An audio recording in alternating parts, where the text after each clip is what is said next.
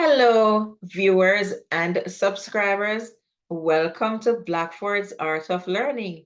In today's seventh grade lesson, we will be continuing our standard RI 7.9. Let me go ahead and share my screen.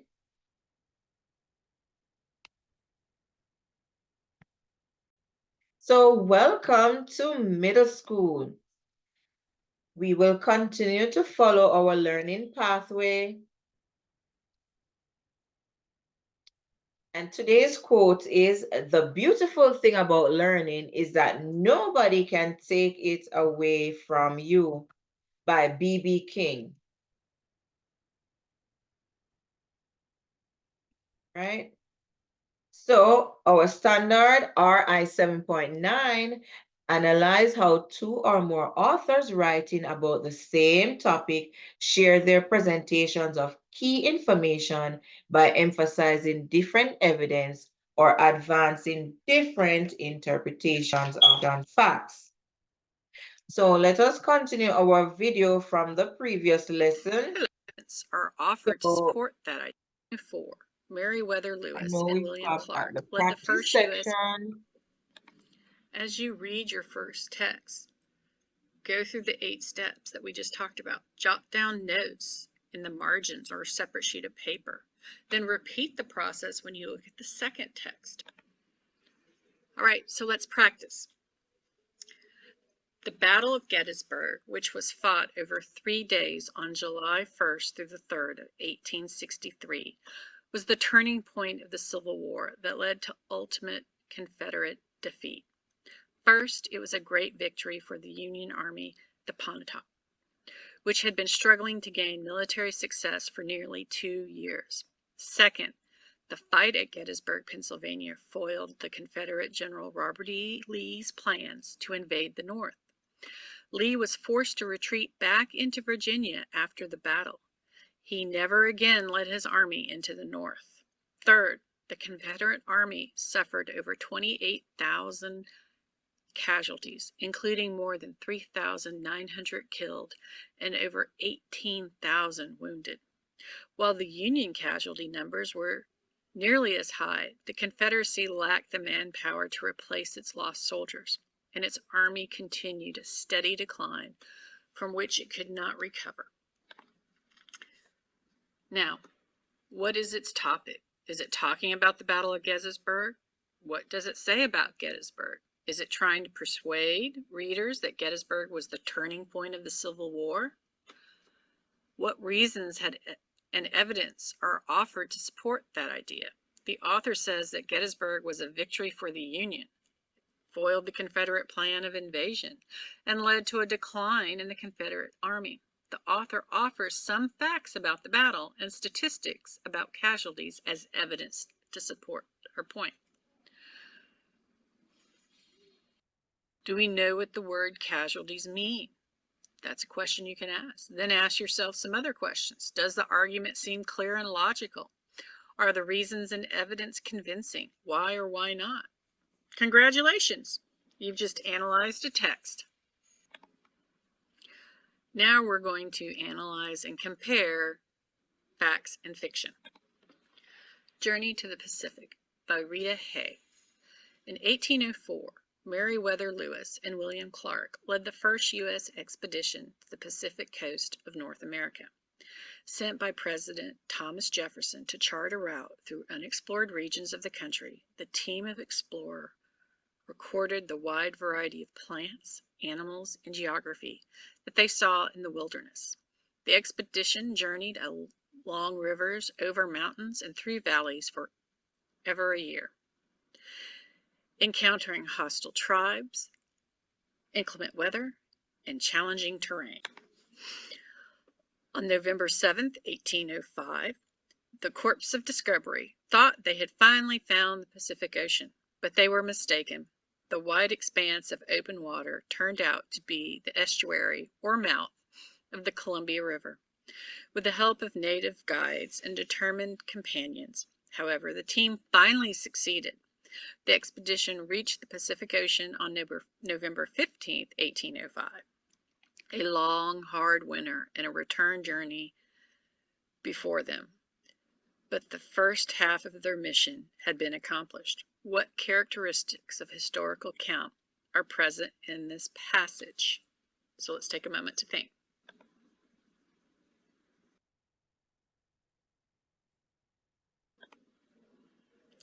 Let's review our historical facts. Meriwether Lewis and William Clark began an expedition to the Pacific coast in 1804. Thomas Jefferson asked them to make the journey. The expedition was called the Corps of Discovery. They mistook the estuary of the Columbia River for the Pacific Ocean on November 7th, 1805, and they found the Pacific Ocean on November 15th, 1805. Now let's look at a fictional account, Sighting the Pacific by Jace Wright. As the weary explorers reached the top of the hill, Mr. Lewis let out a cry of delight. "We've made it!" he exclaimed. "The Pacific!" The men exchanged doubtful glances. Just last week, Mr. Clark had rejoiced along with the entire team, confident that the large body of water before them was the ocean. Later, they discovered that the water was just the estuary of the Columbia River. Yet they smelled ocean air. Peter had tried to stay positive as they continued their search, but it was extremely difficult. Would today, November 15th, actually be the day they reached the Pacific Ocean? "That certainly is a sight for sore eyes," one of the men exclaimed, and Peter looked up and grinned. After a year and a half of traveling, they had, in fact, come upon the salt waters of the Pacific. Now let's look at some of the fictional details of the story. Take a moment to go back and review the text.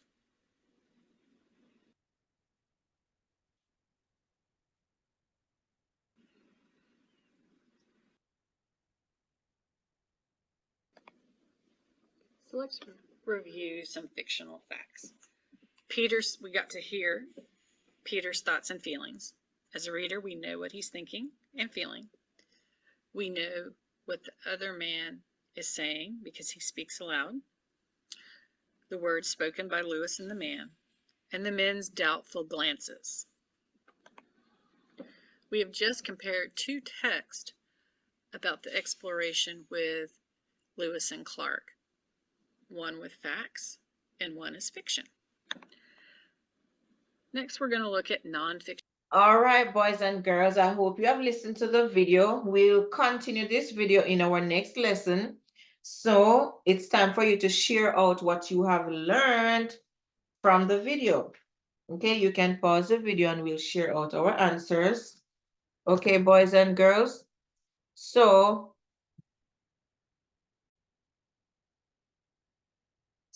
we saw that in the video, there was a comparison made between two stories, Journey to the Pacific and Sighting the Pacific, which was based on the same story about an exploration to the Pacific, right? But one author, even though they were writing about the same topic, one author gave more historical facts, and the next author gave fiction information. So we compared them based on those two genres. All right. All right, let us continue our lesson.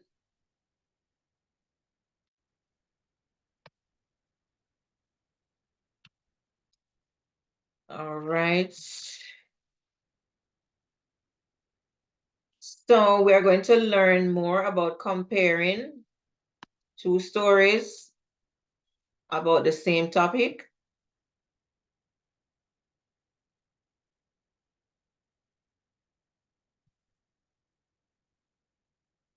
And we're going to be reading the story from Big Fish in Troubled Waters and Protecting the Ocean, One Choice at a Time.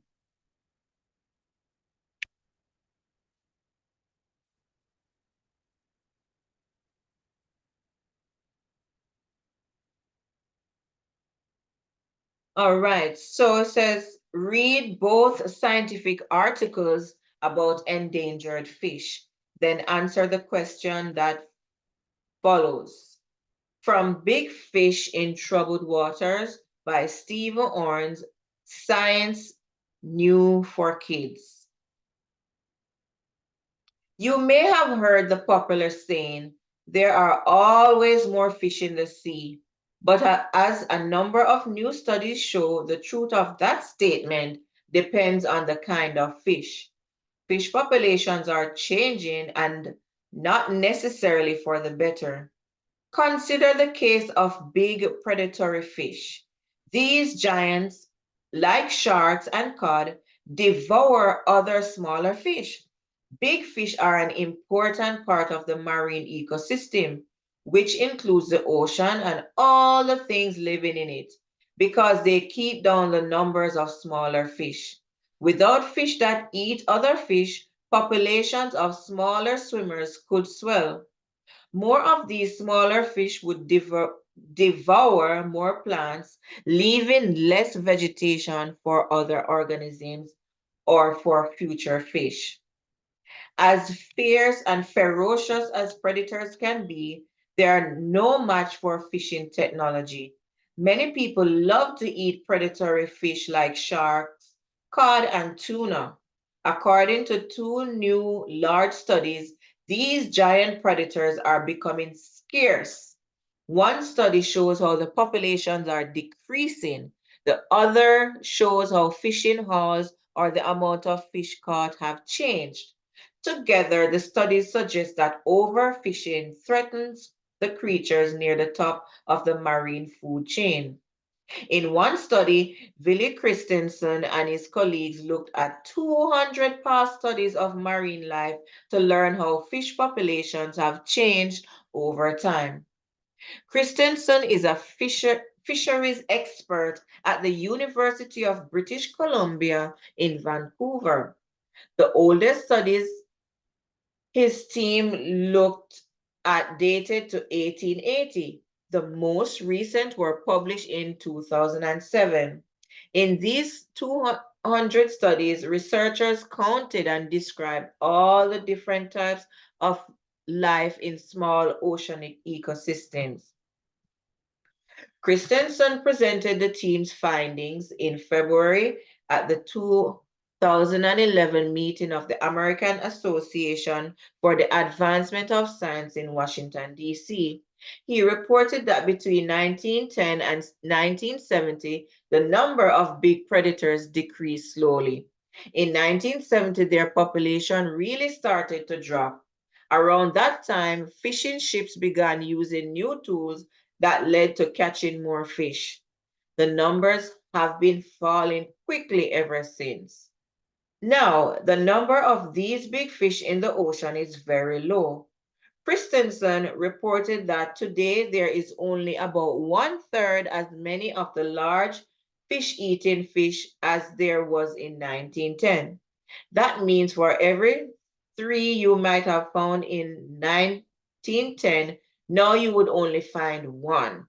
Christensen said the future looks increasingly dismal for these giants. We saw we see no indication that things are improving. Christensen told the audience, it's a pretty bleak situation. While Christensen looked at the problem from the perspective of the fish, Reg Watson approached it from the perspective of the fisherman. Watson, a biologist also at the University of British Columbia, studied the increase in fishing in recent decades. Like Christensen, Watson reported his findings at the AAAS meeting. In the middle of the 20th century, Watson reported fishing boats didn't venture far from home, and moot fish were caught near the shore. That wasn't true in the 1980s. By then, he said fishing had moved farther from shore into the open oceans, and it was helped by the development of new tools and technologies. These advances helped a lot. In the 1990s, fishermen hauled in 5 times as much fish by weight as they had in the middle of the century. But since the 1990s, something has changed. Despite new technologies and more effort, fishing operations have not continued to boost their hauls. If there are few fish in the sea, fishing companies may have a hard time keeping up with the demand for fresh fish. The studies by Watson and Christensen don't paint a promising picture for sea predators. These scientists studied historical data to understand the present, and this research is needed to forecast the future of fish and fishing, and the forecast doesn't look good. Large predator fish are becoming harder to find, and there may not be more in the sea for long. Okay, so this text is talking about the troubles they're having with the big fish. They're becoming scarce, right? So they also claim that many people love to eat the predatory fish like sharks, cod, and tuna. And these giant predators are becoming scarce based on studies that they have done. The population is decreasing, right? And one reason for this is overfishing, right? And this threatens the creatures near the top of the marine food chain, right?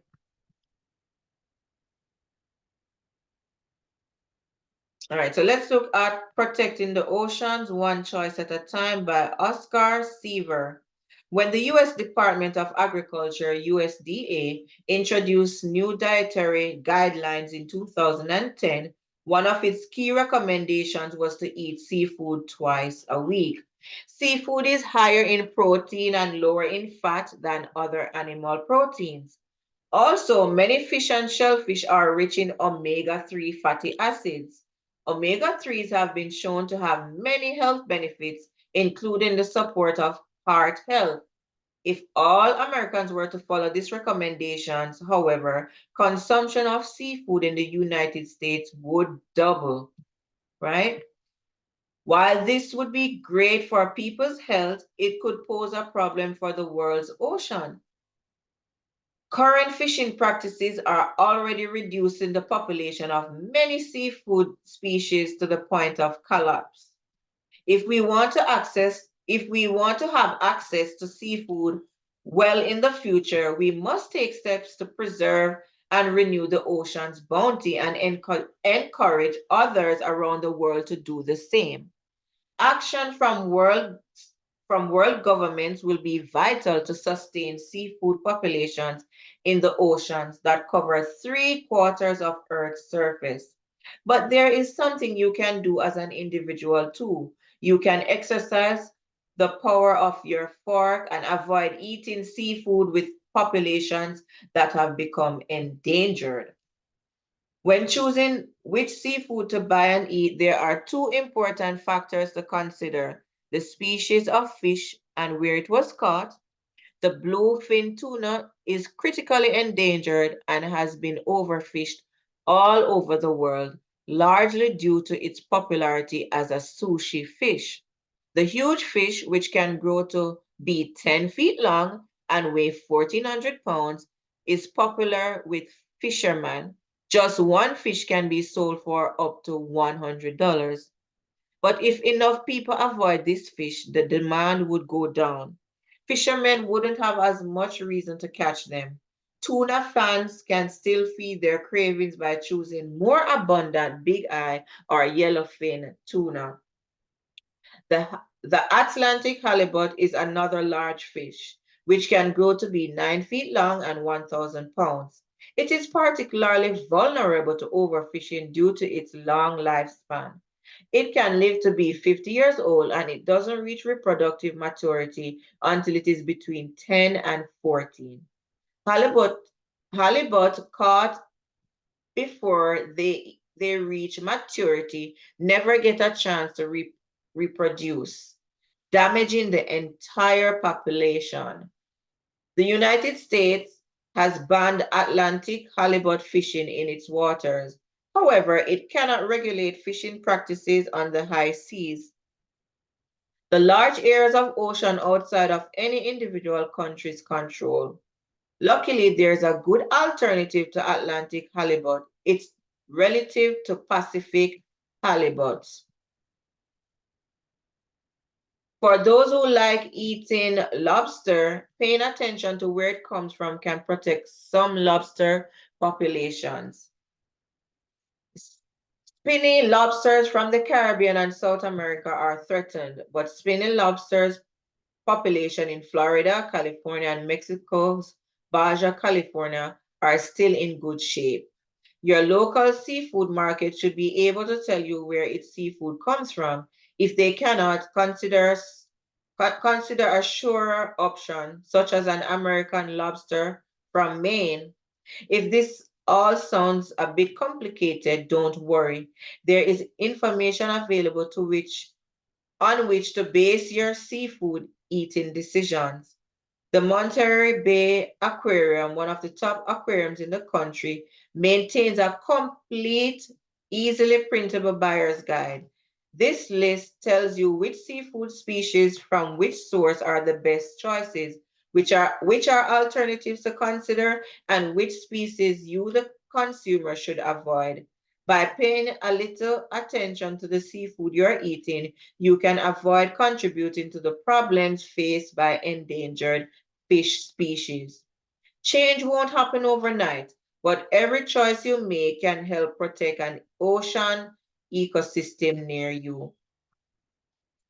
All right, so let us look at this text. Now, in this text, they were telling us about the use of seafood to create omega-3 fatty acids. And even though they have health benefits, this is affecting the fish population, right? It says it could pose a problem for the world's oceans, and fishing practices are already reducing the population of many seafood species to the point of collapse. All right.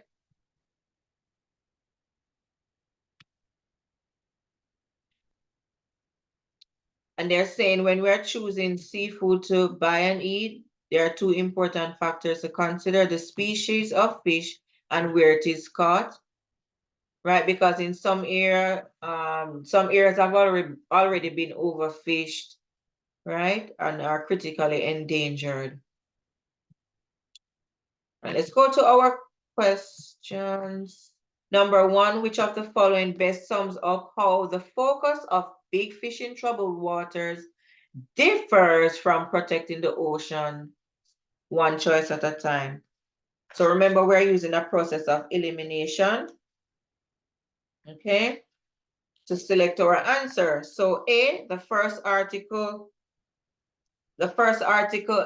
explains why people love to catch large predatory fish like cod and tuna, while the second explains the life cycle of large fish such as Atlantic halibut. So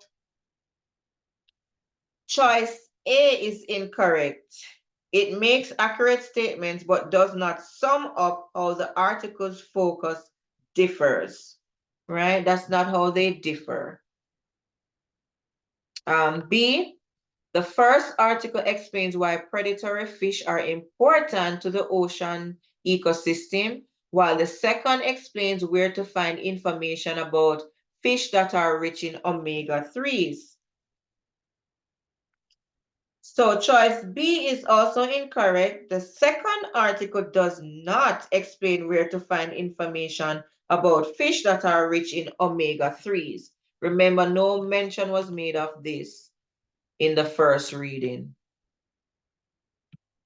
C, the first article explains the causes of declining fish populations, while the second explains the connections between the creatures in the ocean food chain. So C is also incorrect because the second article does not explain the connection between the creatures in the ocean food chain.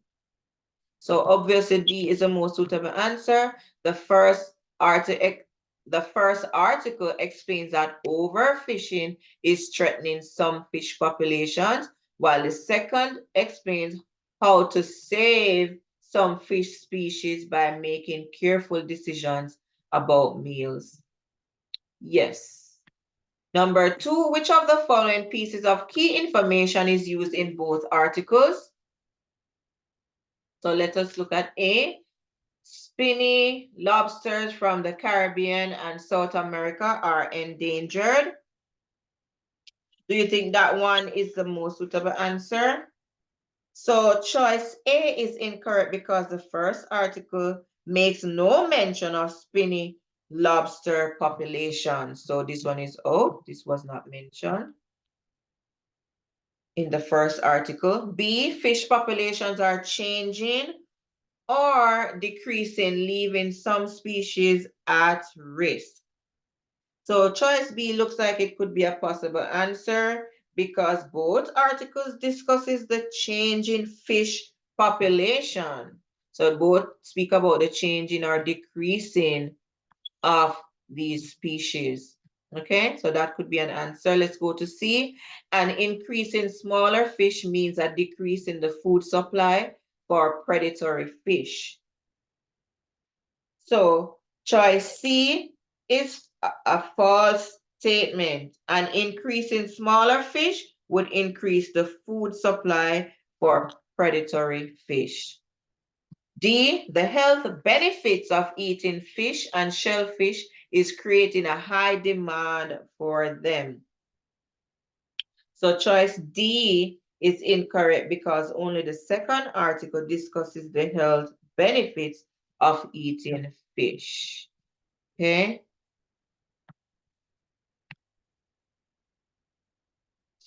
All right, so let's move on to the third question. Which statement best describes the purpose that shaped the author's presentations of key information in the two articles? All right, so A, both authors are trying to convince the reader to agree with the points of view. So choice A is incorrect because only the second article is trying to persuade the author, just the second article. B, both authors give facts as evidence to support conclusion. So choice B is incorrect because only the first article uses facts to support a conclusion. Choice C, the author of the first article uses facts and then draws a logical conclusion. The author of the second article uses facts to move the reader to take action. So C could be an answer because both articles use facts and the first draws a logical conclusion while the second is trying to move the reader to take action. So this looks like it could be that possible answer. D, the author of the first article gives reasons and evidence to support his opinion. The author of the second article uses facts and reasons to predict future trends. So choice D is incorrect because only the second article discusses the health benefits of eating fish. All right, let us do our written response. Compare and contrast the ways the authors shape their presentations in the two articles. Describe how their use of key information helped them to achieve their purpose. Use at least 3 details from the text in your response. So we're going to compare and contrast how the authors shape their presentation in the two articles. And we have two options. We can do auto recording or we can type our response. So both authors are concerned about endangered fish populations. The author of the first article focuses on the results of 2 studies that show the decline of large predator fish.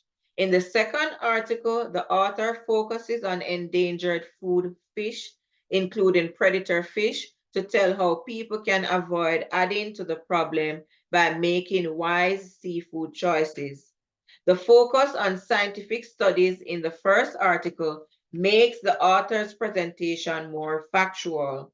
The authors focus on how people can affect endangered fish populations in the second article makes the author's presentation more persuasive. All right. So go ahead and pause the video, boys and girls, and answer. Okay, boys and girls, thank you for your hard work and dedication today.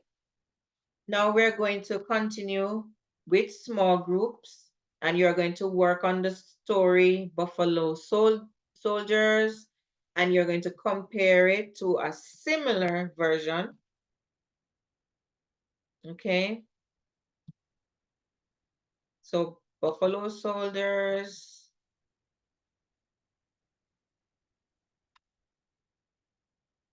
And the other text is Mark Matthews, the oldest and youngest Buffalo soldier. Then you're going to answer the questions that follow. All right. For News ELA, you're going to be completing the assignment, reading maps and globes, because for our social studies unit, we will be making globes from paper mache, and you'll be painting it and putting in all the water bodies, the continents, all countries, etc. So you're going to be replicating a globe. Then you're going to complete Common Lit, Res Dog Rules, Res Dog Rules.